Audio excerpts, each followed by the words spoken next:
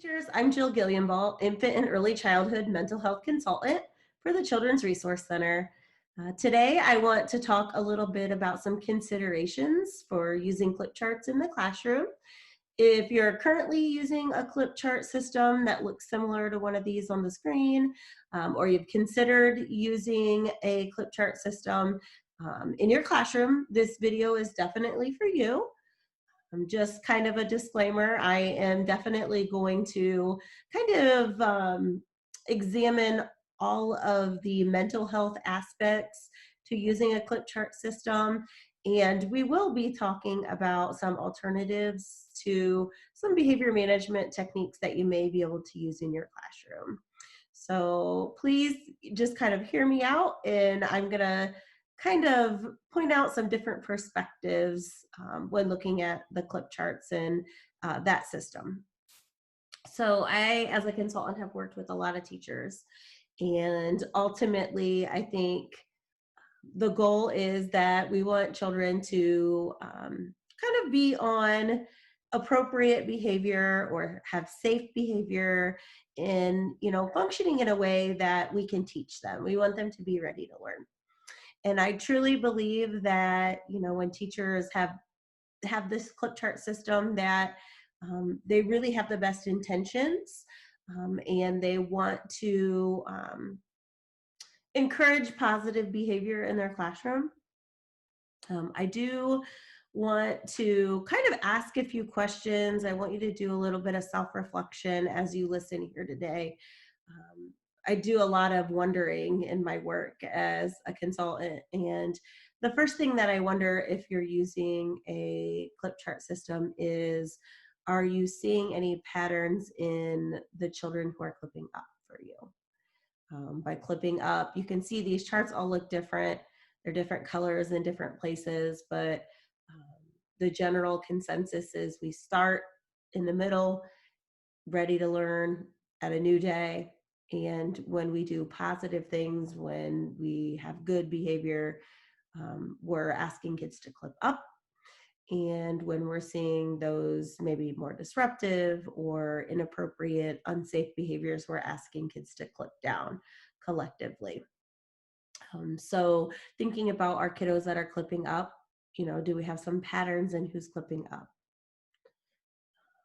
Now I want you to evaluate who is clipping down in your class.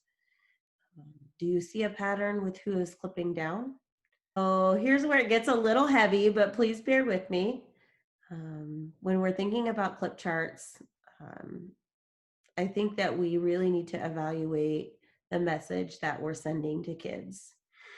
And we're sending that as a teacher, I may notice your behavior, which there's nothing wrong with noticing your child or the children in your classroom's behavior, but we're sending that message that I may notice your behavior at any time.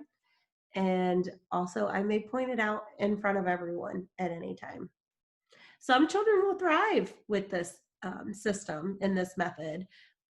Those might be your kiddos even that are have the pattern of clipping up that we talked about. So that will be helpful for a select number of children. Those children are usually the children who maybe don't need as much from you either when it comes to those behavioral interventions and things. For other children, the notion that, at any point in time, my behavior can be called out in front of the class increases stress and causes anxiety. And what we know about stress is when our brain is flooded with that stress, like cortisol and stress hormones, we're really not able to be in a state where we can learn, and we're not really in our prefrontal cortex is where we want to be, and we're working with young children that's even still developing. So we know that when we're stressed, we're functioning kind of in our lower parts of our brain. So we're probably not making the best choices, and we're not able to sit and learn. We also know that if we want children to be able to learn, that they have to feel safe. When I say they have to feel safe, I don't just mean physically safe, but emotionally safe as well. And having someone point out our negative behavior in front of our peers and an entire group of people can be very embarrassing and can cause anxiety, a lot of negative emotions. Um, that doesn't really feel very safe. When we don't feel safe, we're functioning in our lower brain again. And like I said, we're learning out of our upper parts of our brain. So we have to make kids feel safe if we want them to be able to learn. Especially, sometimes children in our care, in our classrooms, have experienced some trauma in their lives. And we don't always know what that is, and we don't always have the details. But what we do know is that we have to help them get to a place where they feel safe. Another thing that I know is every one of us, no matter if we're 4 or 40, um, make mistakes. So when I work with adults, whether it be parents or teachers, I quite frequently talk about the strategy of perspective taking. So I really want you to kind of put yourself in their shoes and feel the way that maybe they would feel during these situations. So I like to kind of come up with an adult equivalent. The best thing that I can think of when I think of the clip chart system, particularly like from the middle, like moving down when we're asking kids to clip down throughout the day for behaviors that we don't want to see. Um, is have you ever been late for work? Have you ever missed a deadline or a meeting or been late for a meeting? Have you ever forgot to send a note home to a parent? These are all things that we've all done because none of us are perfect. So thinking about then when we make those mistakes and when we are less than perfect, how would we like to see the consequence of that? So would we prefer to have maybe a private conversation with our administrator or principal? Or how would we feel if our flaws were announced over, the loudspeaker at school or an all staff email, or maybe even we just, write down our mistakes on a sticky note and we have a wall of mistakes somewhere. That's kind of how I see the clip chart when I walk into a classroom and I see kids that are clipped down. It's a glaringly kind of obvious. These people have, done something they shouldn't have today. And that doesn't feel safe for me when I think of it that way. When I think of how I would want that situation handled for me as an adult, I don't like that idea. So just kind of be self-reflective and really think about that. One of my favorite quotes is "A person is a person, no matter how small," by Dr. Seuss. So, we really should be thinking about all aspects to our behavior management system and how that might be affecting children. All right. The other thing I want to talk about is that, because we are calling out children, for their behavior in front of the class and talking about those negative behaviors is the other kids pick up on that really quick. And when we have a pattern of a child who is always clipping down, if you have a kiddo that's clipping down every day, it's telling us a couple things. Number one, it's telling us that our system isn't effective. Not for that child. It's not working for them. If they're always having to clip down, we shouldn't be doing something that's not effective. But another thing that happens is the other kids notice. I remember when my kids were younger, my nieces and nephews were younger, they would come home and it would be a topic of discussion that, certain children had to clip down. They weren't as forthcoming, when they talked about themselves having to clip down, but it really was a point of that conversation. So they notice those things and they talk about those things. And if they were talking about those things to me, who else were they talking to those things about? So, I, during that time, would flip the conversation to more strengths-based approach and talk about clipping up and the types of behaviors, teaching those types of behaviors that would help children to clip up. with my own kids or nieces or nephews, that sort of thing. So what that tells me though is that the kids are noticing and the kids are talking about it.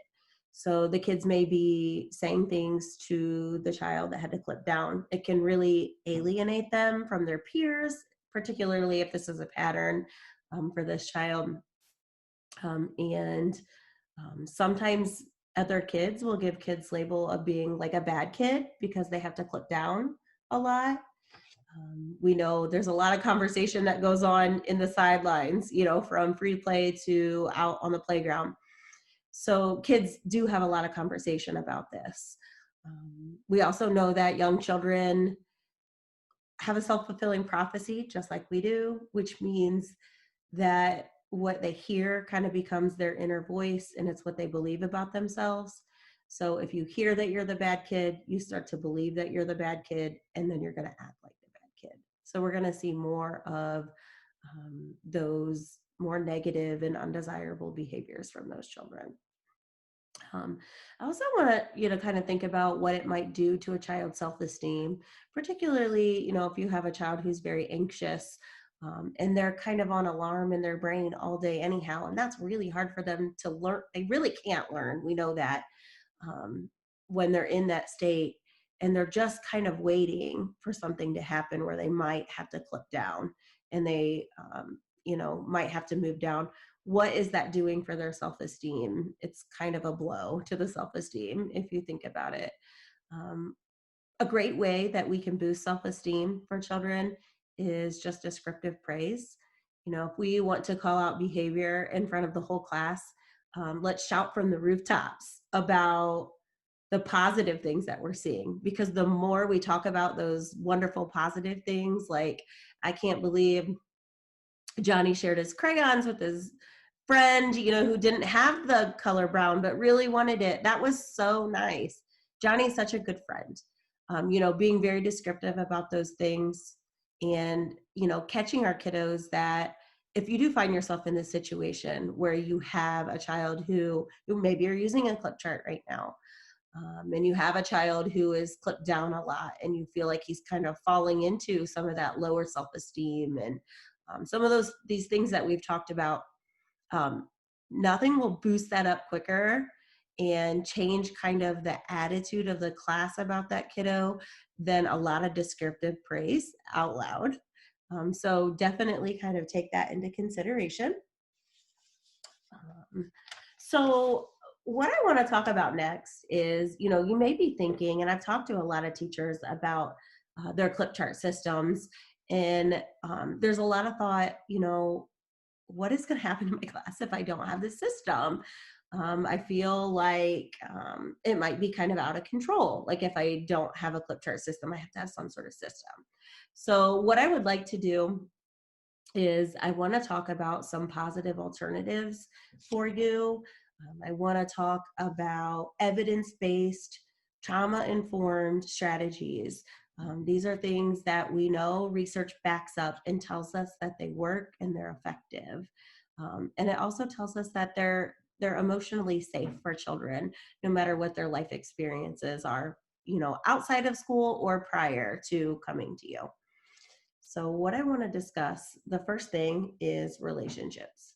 And what we know is that when we have strong relationships with our kiddos, they are going to be more responsive to us. They are going to follow directions better. And they're just going to all around kind of listen to us better. And the best way I can describe this, going back to equating things, as an adult, what's the equivalent?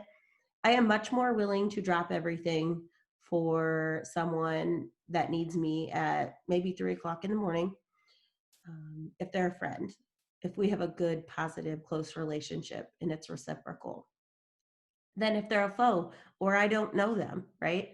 And it's the same for kids.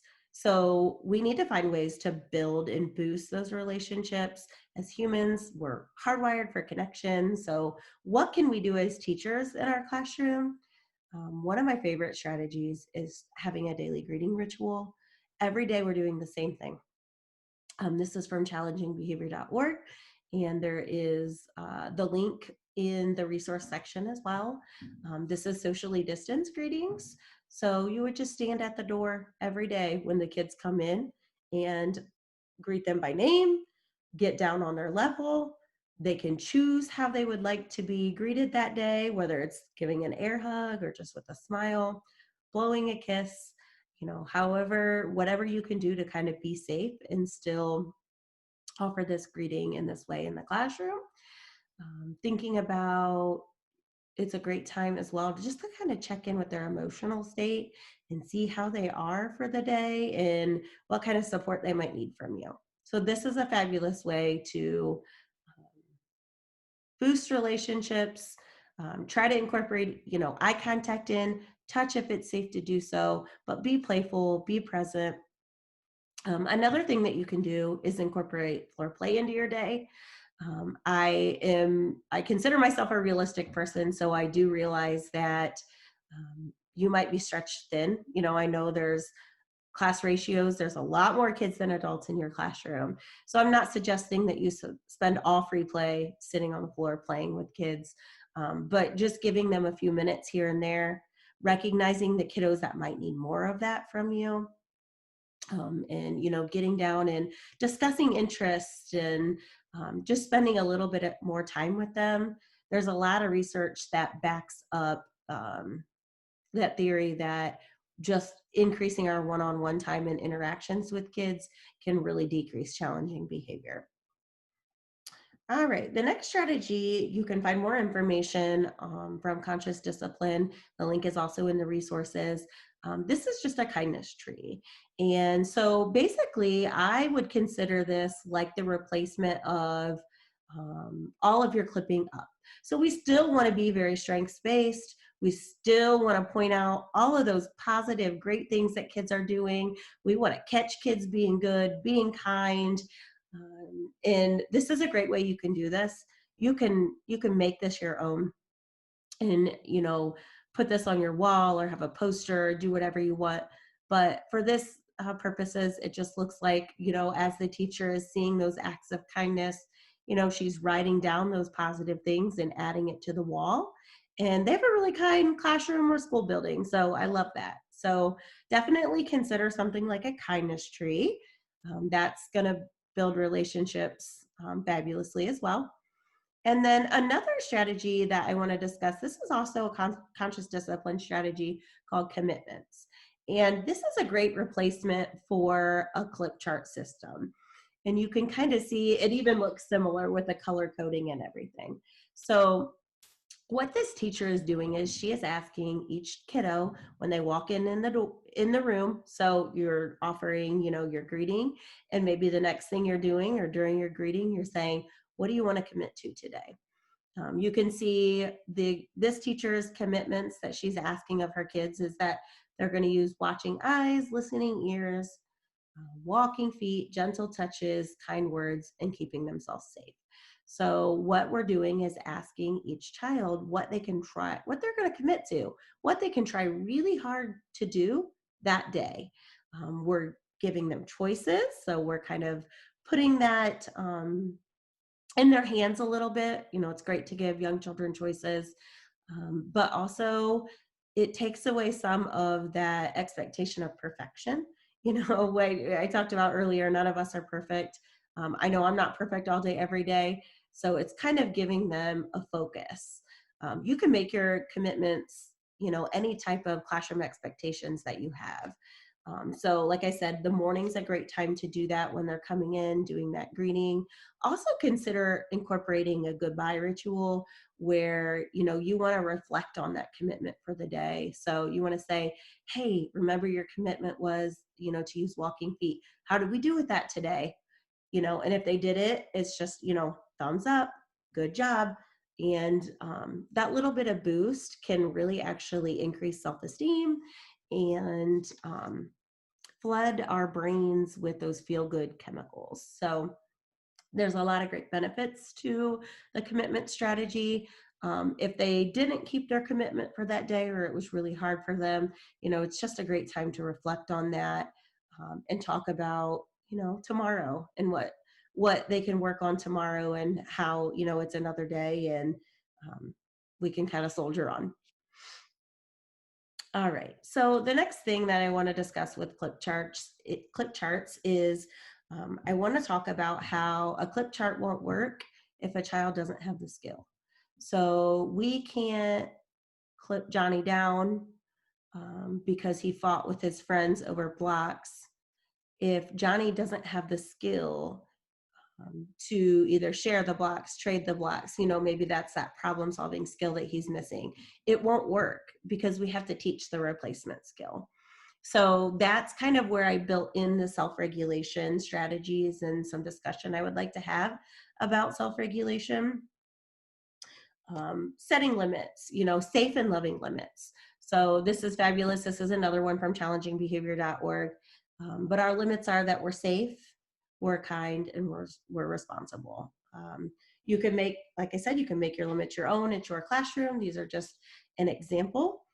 I have the link in the resource section where you can find this and actually download a PDF if it's something you're interested in. But we want to set those safe and loving limits. We want to have conversations about maybe inappropriate or unsafe behaviors in private or, somewhat private of a setting and not in front of everyone in the classroom. All right, so the next strategy is from the Devereaux Center for Resilient Children. It's called Flip It. Flip It is a great way to help build self-regulation, but also can help increase what those attachments and relationships look like. What you're going to do if a child has a small problem, something like that, basically you're going to start with the feeling. So whatever you think they're feeling, like Johnny, you seem sad, or Johnny, you seem angry. That's going to let us kind of empathize with them a little bit and recognize that we understand that there's maybe a difficult feeling that you're having right now. But next we're going to set the limit. So setting those safe and loving limits. We're safe in the classroom. We have to use kind hands or gentle hands or kind words, whatever the situation is. Then we're going to inquire. And when we inquire, we're just going to ask an open-ended question. This is going to help with some problem solving and teaching that problem solving skill. So saying something like, what can we do so Sam can have some blocks also? So really thinking about, what the situation is and how we can ask them to help kind of come up with a solution to that problem. One of my favorites is like, how can we make this fun? Or what could we do instead? If they don't come up with anything, which in the beginning, if they don't have great problem solving skills, they might not, then you're going to follow up with a prompt. So you're just going to say something like, you could give him half of the blocks, or we could set a timer for 5 minutes and you can play with the blocks and then he can play with them when the timer goes off, right? So those are some options. So you're just going to offer them some kind of problem solving prompts. All right, the next thing you want to do, definitely you want to bring emotions into the classroom. Everything we do, there's feelings behind, right? All of those actions and behaviors. This is great because what they're doing, it looks like, or what I would recommend would be doing this during your daily greeting, or just kind of incorporating it into that morning ritual in the classroom where you teach what these pictures are and what the feelings are, and they each have their own little, it's kind of like a clip system for feelings, where they're kind of identifying how they're feeling for you. They can change that throughout the day. So if they're happy when they come in or excited, ready to learn, maybe they get into a disagreement with someone on the playground, or something happens that makes them sad or worried, they can always feel free to go change that.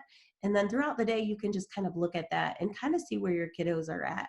So it looks like in this picture, we've got 2 kids that are worried, where the teacher can go over and just check in on them and see if they're okay. Is there something that, we can do, whether it's talk about their feelings or just offer, a little bit of one-on-one time with them to help them kind of regulate those big feelings. And then the last thing that I included, this is also from challengingbehavior.org, but is some deep breathing. I could probably talk for a really long time about deep breathing. So I'm just going to say that there is research that shows us that taking some deep breaths, and I'm talking like belly breaths, can really help regulate our big feelings. It can help us go from our lower brain to the upper brain that I talked about earlier. So, that is a great skill for us to use as adults, parents, teachers, and also to teach even young children. There's a lot of fun ways to do this.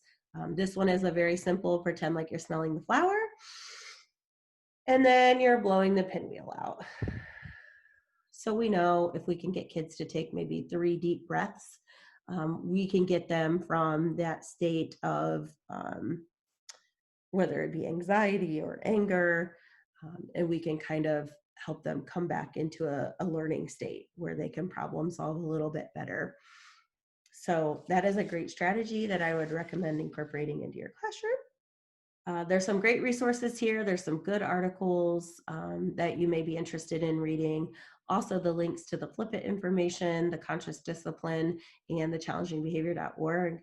There's tons of free downloads and a lot of extra good information on there. Feel free to contact me if you have any questions or concerns, or I can be a support for you. My email address is on here. I hope after hearing this information that you really can consider whether a clip chart system is right for you in your classroom, and especially your kiddos, all of your kiddos in your class. There's a lot of safe, evidence-based, trauma-informed alternatives that really will help build on those social emotional skills and the wellness of the children in your class. So please check out those resources. There's some more here. The rest of our YouTube videos, we have more than 100 at this point, and our Facebook page, we're posting resources and supports daily. So definitely, if you're not following us on there, definitely check us out. Thank you.